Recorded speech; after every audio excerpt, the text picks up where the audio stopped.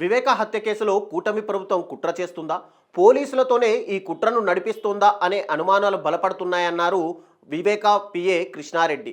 పులివెందుల పోలీసులు తన స్టేట్మెంట్ను ఎలా రాశారో తెలియడం లేదని, స్టేట్మెంట్ చూపించమంటే రోజుల తరబడి తిరుగుతున్నా ఆ కాపీ వాళ్ళు ఇవ్వడం లేదని ఆయన పేర్కొన్నారు.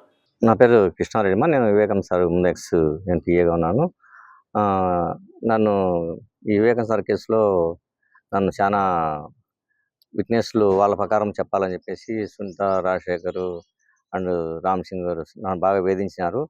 ఆ వేధింపులు తట్టుకోలేక నేను పోలీస్ స్టేషన్లో కంప్లైంట్ చేశాను, ఎస్పీకి కంప్లైంట్ చేశాను. వాళ్ళు ఎక్కడ రెస్పాండ్ కావడంతో నేను మళ్ళీ కోర్టును ఆశ్రయించాల్సి వచ్చింది. వివేకా వ్యవహారంలో వివేకా కుమార్తె సునీత, ఆమె భర్త రాజశేఖర్ రెడ్డి, ఏఎస్పీ రామ్ సింగ్ వారికి అనుకూలంగా స్టేట్మెంట్ ఇవ్వమని గతంలో తనను ఇబ్బంది పెట్టారని పిఏ కృష్ణారెడ్డి ఎన్నోసార్లు చెప్పారు. అప్పట్లో పోలీస్ స్టేషన్లో ఎస్పీ వద్ద వారి బెదిరింపులపై ఫిర్యాదు చేసినా పట్టించుకోలేదన్నారు.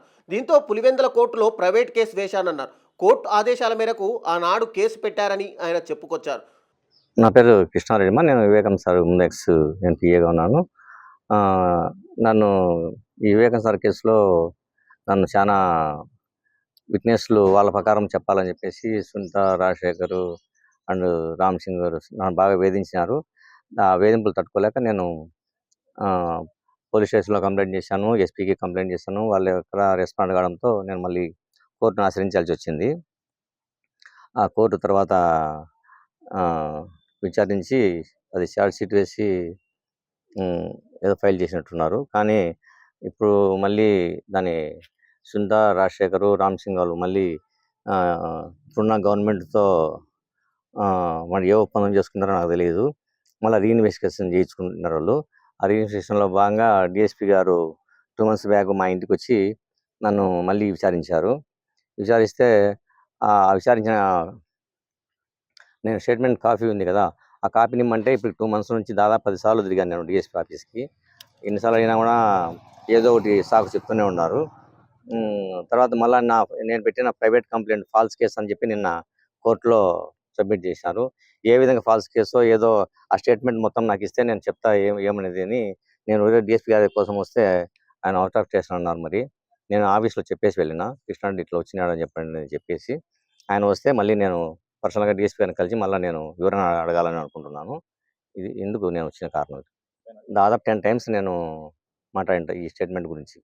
ఎప్పుడు ఇచ్చినా కడపలో ఉంది, అక్కడ ఉంది, ఇక్కడ ఉంది, నేను నీకు కాపీ ఇస్తానంటాడే కానీ దాని ఉట్టే కాల పొద్దు పుడుస్తున్నాడు ఇవ్వకోకుండా.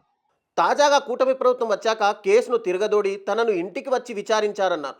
విచారణలో తాను గతంలో చెప్పినదే చెప్పానని, కానీ వాళ్ళు స్టేట్మెంట్ ఎలా రాసుకున్నారో అనే అనుమానం ఉందన్నారు కృష్ణారెడ్డి.